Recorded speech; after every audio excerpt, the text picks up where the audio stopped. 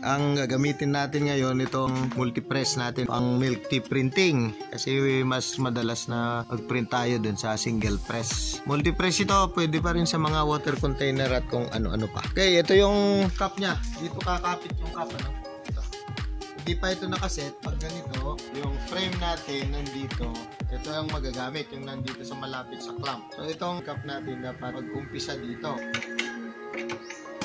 Tugtog natin papunta rito. Titingnan natin yung ibabaw. Ito yung gagamitin nating pang print ngayon. Itong cup niya dito mag-uumpisa. Meron pang allowance. Yan. So yung blade mag-uumpisa rito, hihila doon. I-adjust natin ngayon yung blade dito. Ito yung tapat niya. Ayan, ano? Diyan tatapat mamaya. So unahin natin dito. Halimbawa, bababa natin ganyan. Kailangan itong frame, maganda yung pag-align niya. Ito, pag hinila mo ganyan, medyo naiipit, ano? Pwede nating i-adjust ito. Ang masusunod, itong switch. So, pag binaba natin ganyan, kailangan pasok siya. Mukha siyang tabingin, no? Pero hindi naman. Silipin din natin kung naka-align talaga.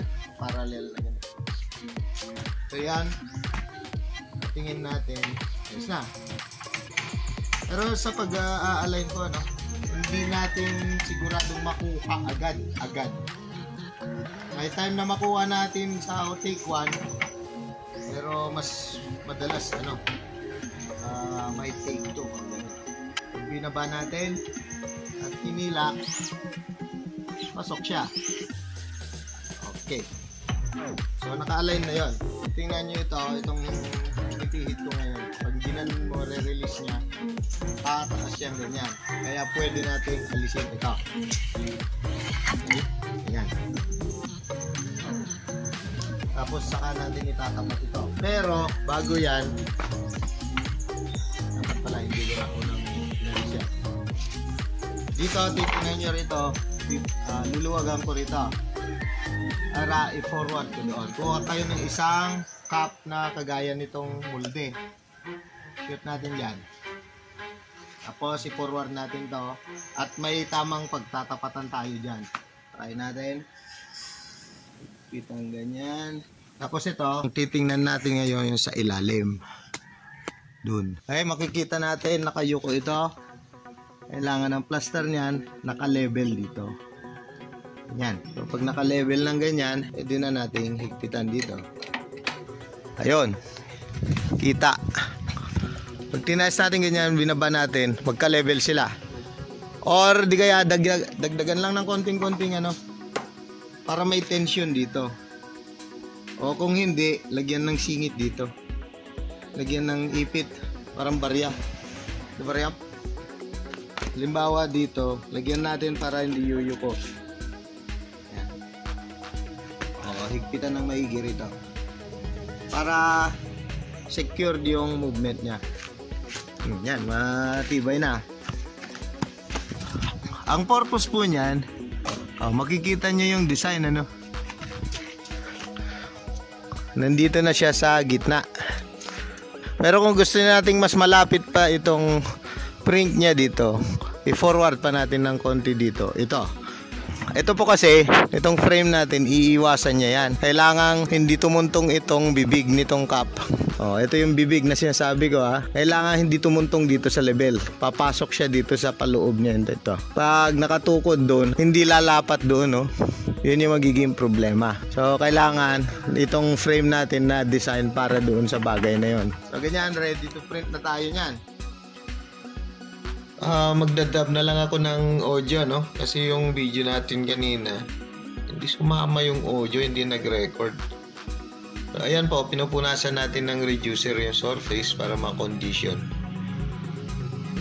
At patuyin na sandali bago buhusan ng ink dun sa bungad. Pag nakaset na, mag-uumpisa, papadaanan ng blade ng ganyan. Flooding ang tawag. Malalagyan niya yung ibabaw ng cup. Nakaangat po yun para hindi subayad dun sa cups. Ngayon, diniin na. Nag-print na po yun. Ayan. So, nakatapos. Tapos may assistant. Papakita natin yung nagawa. So, ayan. Liit-liit po ng mga prints niyan. May QR code dun eh. Napansin nyo. Mga 1 by 1 cm lang laki nun. Mas malaki ng konti lang. Ito.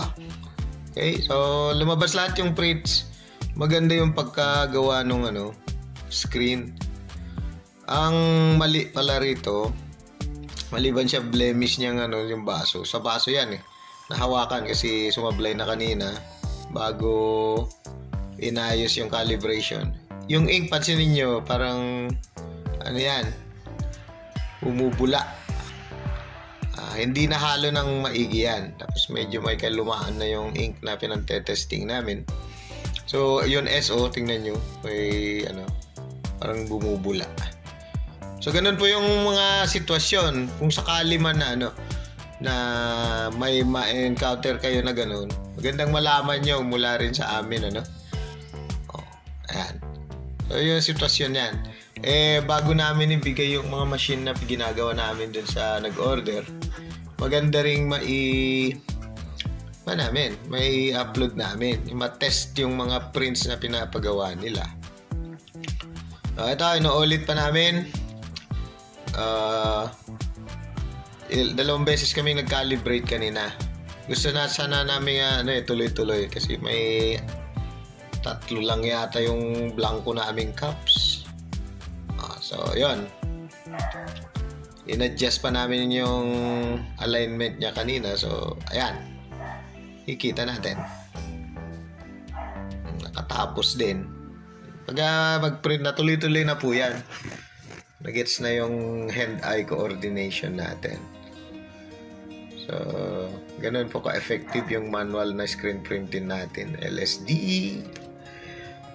Ayun naman, papakita natin kung paano maglinis.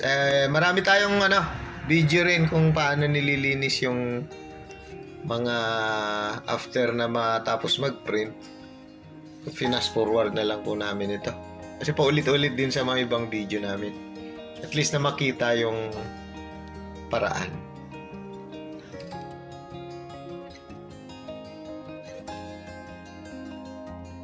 Naman palitan natin yung side. Ito naman ang gagamitin natin. Mangyari, lilipat natin ganito. Papalitan din natin yung cup. Tapos babalik ka rin.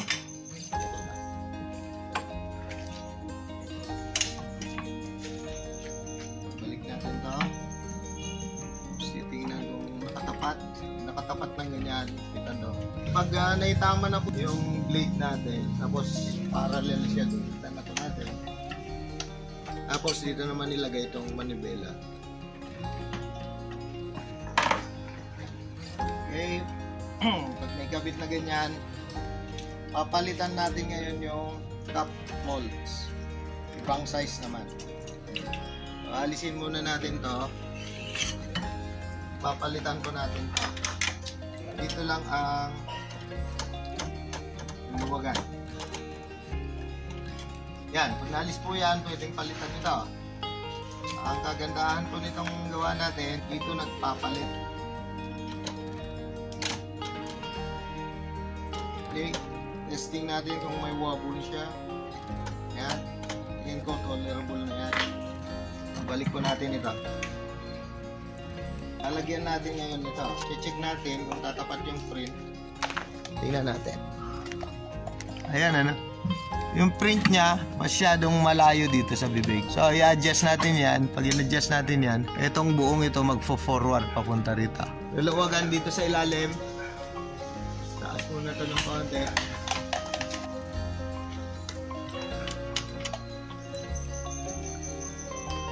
Higpit ang maigi. Para hindi aalog-alog yan mamaya. Okay, check natin. Kung saan nakatapat, ayun, lumapit na. Yung print niya magiging ganyan. Nasa gitna na. Pero dito, pwede pang mag-adjust yan, lalapit yan. Pero okay na tayo dyan. Hindi pa siya nakatapat. Hanapin ulit natin yung tapat niyan. Pahiran na yan kanina. Ready na yung ink natin. Medyo lumapot yan. Dagdagan natin ng bago mag-print kailangan nyo ng yung working place nyo may sistema kung paano nyo ilalagay yung mga paano nyo, baso. May mga mapapanood naman kayo kung paano yun para tuloy-tuloy na lang pag print. Ito hindi na kailangan ilagay ito kasi may partner ito, scissors para sa water container at iba pa. Ayan, nalagyan na. Lagyan ulit. Ready na yan. Simpleng gano'n lang. Uy, sumablay ito. May hindi sumayad. Nakuha yung sulat pero dun sa ilalim. May konting hindi na na press. Ulitin natin.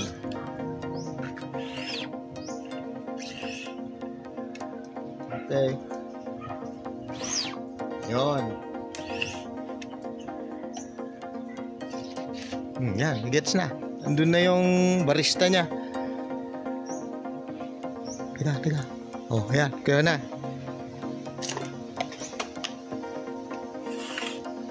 Okay, pag pag hindi na nagsasalita yung mag-cooperate, tuloy-tuloy na po yan. Hindi kagaya kung nagdadadak-dak ako rito para lang natin. Parang ma-demonstrate namamaos nga ako at may trangkaso pa ako nung last week. Ayan, linis may robot siya yung gumagawa ng kape. Pag tuloy-tuloy na po yan, wala nang salita. Parang na lang, marka na lang ng marka. Uy, ayan, sumablay. Hindi na press ng maigi yung huli. Makikita mo dun pero yan lang dito sa kulang ng press. Naramdaman ko Uy, last. Okay, ready. Ayun, sigurado pasado yan. Yan. Di ang dami na nating kapihan. Magmemeryanda na muna kami. Ay hindi, maglinis muna kasi may naglibre Ilocos empanada. Ito po. Yan, ni-trinit kami ng mahal kong biyanan. Yan. Pero lilinisin muna bago pa man kasi wag nating pabayaan yung machine at lalo na yung ink na babara dito sa mga natin kasi pag bumara yan, problema po yan na natin ito may dalawang sumablay yata pero dun sa pagdiin. Pero promise sa inyo po, pag nakuha nyo na po yung tamang paghawak, tuloy-tuloy na po yan. Lalo na pag hindi na kayo nagsasalita kagaya ko ngayon, magigets nyo po yun. Ay. Ito yan. Ayos yan. Ito yung sumablay sa ilalim lang. Yan lang. Kung hindi kaya itaas pa natin ng konti yung image para kasi mag-uumpisa ng palubog dito. Okay? Dito walang sumablay dito. Ito po nagagawan nung kamay na na mantsahan. Ingat din po sa ganun. Yung mga ganun na yan. Perfect nyo tong dalawa sa kaliwa. Dun sa kanan medyo parang apat yung mata ng robot. Meron pa isa. Ayos siya. Nakompleto yung pagkalagay. Ito po yung image niya. Yan. Okay, so ito na. Ayun. Sigurado na yan. Ayan Kopi quiz. Mababa pa rin. Pero sige po, subukan ulit natin.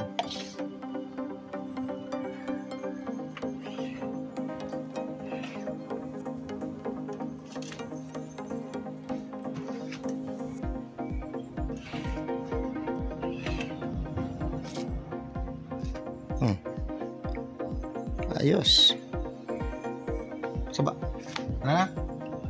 Tama na. Yung pake na po namin ito, di papadala.